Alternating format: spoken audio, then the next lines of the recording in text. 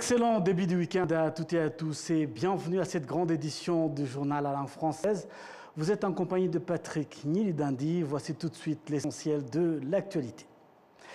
Les députés membres de la Commission du budget et des finances de l'État ont commencé à analyser le projet de budget de l'État pour 2025-2026 et les stratégies à moyen terme.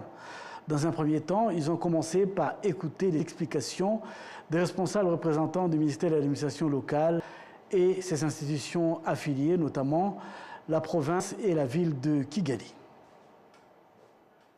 Les députés membres de la Commission du budget et des finances de l'État ont commencé à analyser le projet de budget de l'État pour l'exercice 2025-2026 et les stratégies à moyen terme. Ils ont commencé par écouter le point de vue des responsables du ministère de l'administration locale et ses institutions affiliées.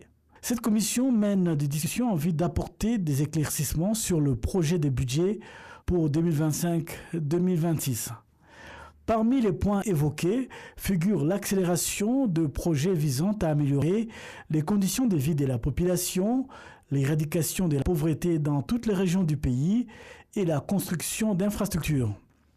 La ville de Kigali a identifié la nécessité d'une provision financière pour continuer à mettre en œuvre des projets de construction de routes reliant différentes zones en collaboration avec la population locale et le gouvernement central, où la communauté est tenue de contribuer à hauteur de 30% et le gouvernement à hauteur de 70%.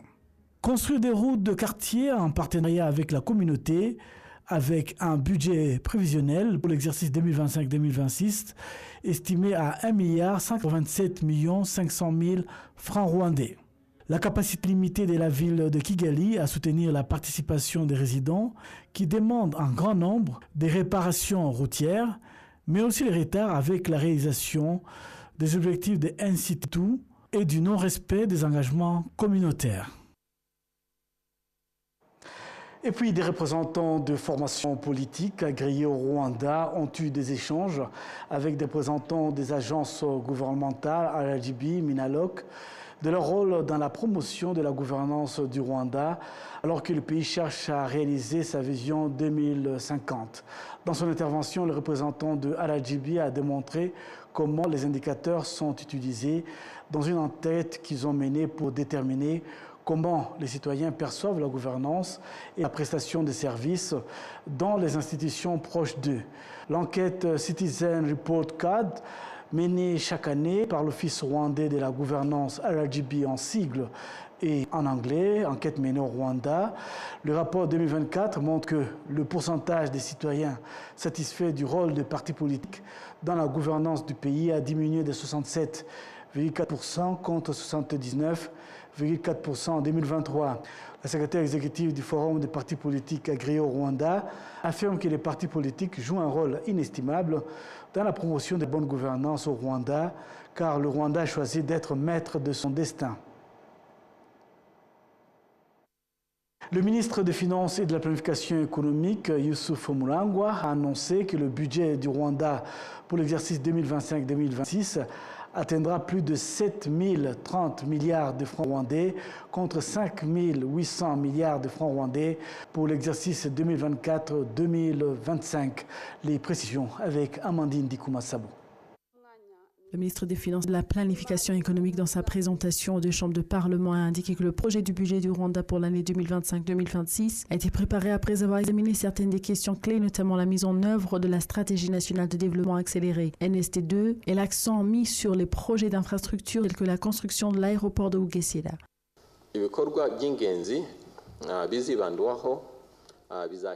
Nos principales priorités seront guidées par les orientations stratégiques suivantes: la mise en œuvre de la stratégie nationale de transformation et de la vision 2050, l'augmentation de la productivité des cultures et de l'élevage, la promotion de l'investissement privé, la création d'emplois et des exportations, l'accélération de l'industrialisation en mettant l'accent sur l'industrie manufacturière, l'exploitation d'éthique et de l'innovation pour améliorer la prestation des services dans tous les secteurs, la garantie de l'accès à des soins de santé et à une éducation de qualité, la promotion d'une sortie durable de la pauvreté tout en améliorant la nutrition. Les stratégies à moyen terme ont également été annoncées. Par exemple, on s'attend à ce que l'économie connaisse un taux de croissance de 7,1% en 2025, de 7,5% en 2026, de 7,4% en 2027 et de 7% en 2028.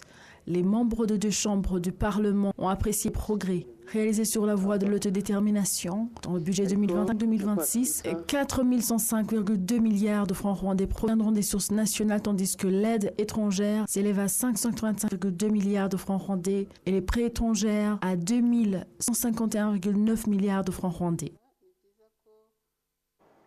La direction de l'Institut pour la promotion de la profession comptable au Rwanda, ISPAR en sigle, affirme qu'elle étudie le moyen de commencer à enseigner la comptabilité professionnelle dans les écoles secondaires afin qu'elle puisse être largement utilisée au Rwanda en raison de son nombre limité dans le pays.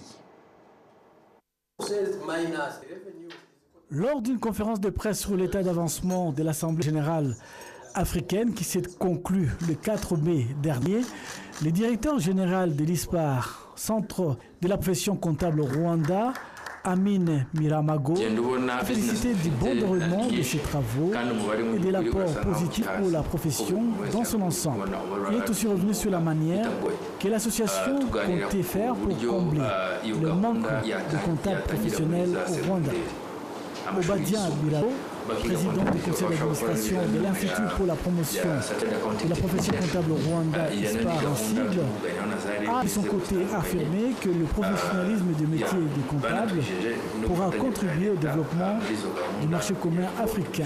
Keto Kayemba, président de la Fédération africaine des experts comptables, qui termine son mandat en juin de cette année, a déclaré qu'en tant que comptable professionnel sur ces continents, il est de la responsabilité de s'efforcer de construire des pratiques durables.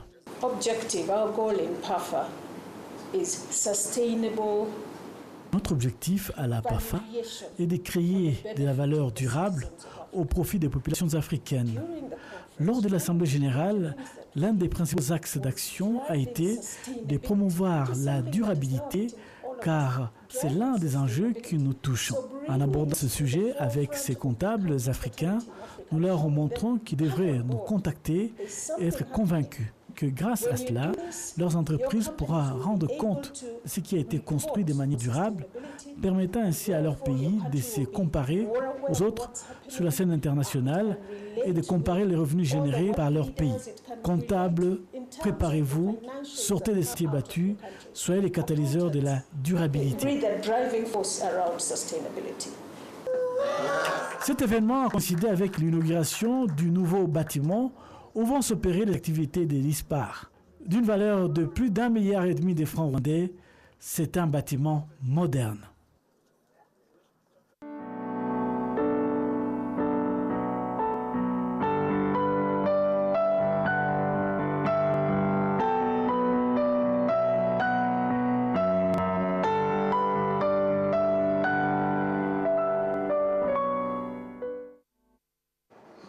En cette période de mémoire, rendons-nous en district de Nyamagabe où se déroule la 31e commémoration d'anciens employés et travailleurs du secteur privé de l'ancienne préfecture de Gikongoro qui ont été massacrés lors du génocide perpétré contre les Tutsis en 1994.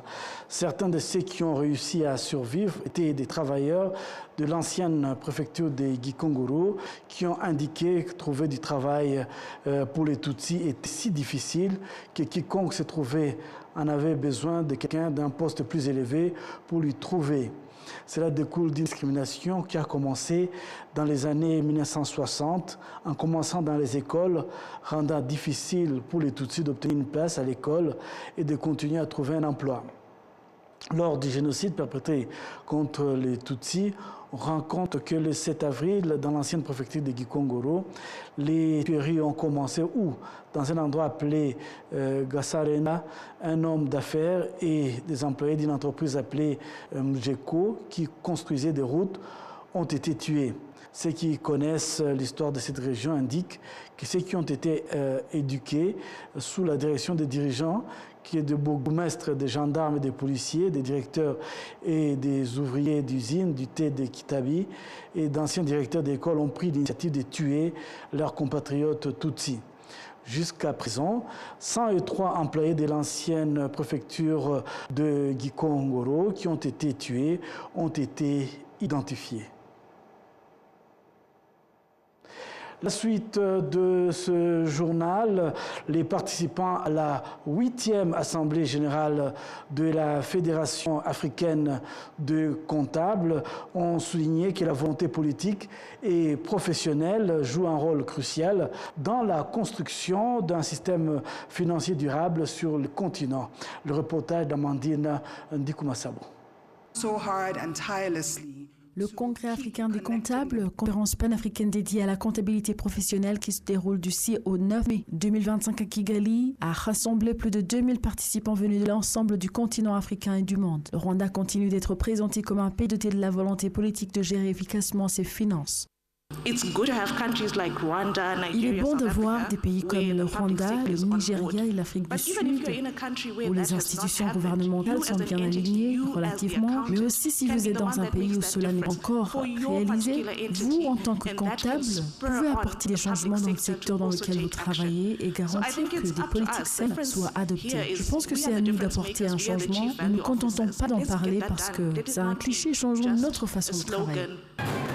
Les experts en bonne gestion financière présents à la réunion ont constaté qu'il existe des valeurs qui peuvent être tirées des cultures traditionnelles, des ancêtres africains et qui peuvent être utilisées en collaboration avec des comptables dans la gestion des ressources nationales. Lorsque nous nous réunissons tous et collaborons pour surveiller nos ressources, chacun est tenu responsable de ce qu'il fait dans l'utilisation de fonds, que ce soit dans les routes, l'assainissement, etc. Cela devient une habitude pour me demander ce que je fais et je vous demande pareille question. Assurons que c'est une économie stable et un système financier sain. Ainsi, le professionnalisme, l'intégrité et la capacité d'aller de l'avant sont évidents. C'est ce qui me rend heureux de voir la sagesse de nos ancêtres s'appuyer sur cette ère de développement. Et c'est ce que le Rwanda fait bien. Je suis fier de ce que nous sommes en tant qu'Africains, car c'est ce qui nous aidera à avancer. La secrétaire d'État au ministère des Finances et de la Planification économique chargée de l'investissement public et de la collecte des recettes au Rwanda s'exprime à ce propos. Je pense que ce dont nous avons besoin de la part des comptables professionnels, c'est d'une façon d'être régulière lorsque nous examinons l'état financier. Concentré sur ce qui ne fonctionne pas, mais c'est aussi une façon d'aider les entreprises à se développer et une façon d'attirer des personnes talentueuses qui répondent à nos besoins. Je crois que nous ne pouvons pas atteindre ce dont nous avons besoin en termes de qualité et de quantité en suivant des méthodes d'enseignement traditionnelles. Il faut des changements pour y parvenir. Je voudrais encourager tout le monde, qu'il soit déjà sur le marché du travail ou non, à faire preuve de résilience face aux nombreux défis, mais à tirer parti des opportunités qu'offre l'Afrique. En tant que gouvernement, nous travaillerons avec vous. C'est la clôture de la 8e Assemblée générale de plus de 2000 comptables qui se sont réunis à Kigali sur une période de 4 jours. On rappelle qu'au premier jour, le ministre rwandais des Finances et de la Planification économique, Yusuf Murangwa, avait indiqué que la profession de comptable constitue un pilier fondamental pour l'Afrique dans sa quête de développement durable reposant sur des valeurs essentielles telles que l'intégrité, la vérité et une analyse rigoureuse. Voilà, mesdames et messieurs, nous arrivons donc au terme de cette grande édition du journal en langue française. Au nom de toute l'équipe qui m'a accompagné tout au long de cette édition, nous vous souhaitons de passer un excellent week-end à notre compagnie.